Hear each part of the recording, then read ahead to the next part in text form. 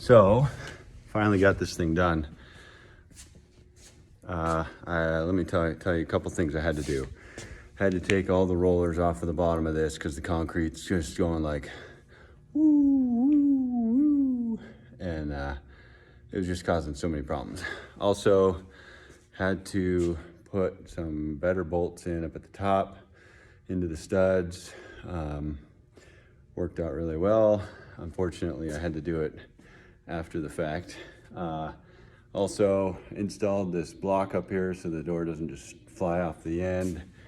Cleaned out the track, greased it up, and also removed the thermostat, fed it back down the wall, put it over here out of the way.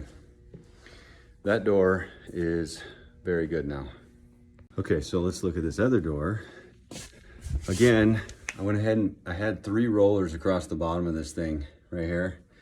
I took the middle one out because the concrete's doing this over here. This door's smaller, so it doesn't affect it as much. It still drags a little, but it's not too bad.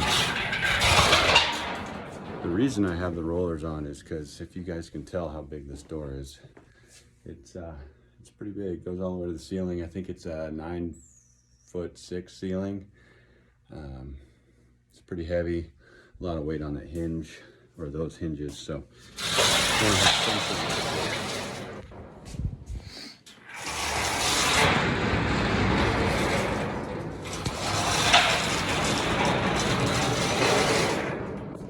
you can kind of see on the concrete right here where it tracks, that ball bearing roller tracks. So anyway, that's it. Got them done. Let's get out of here.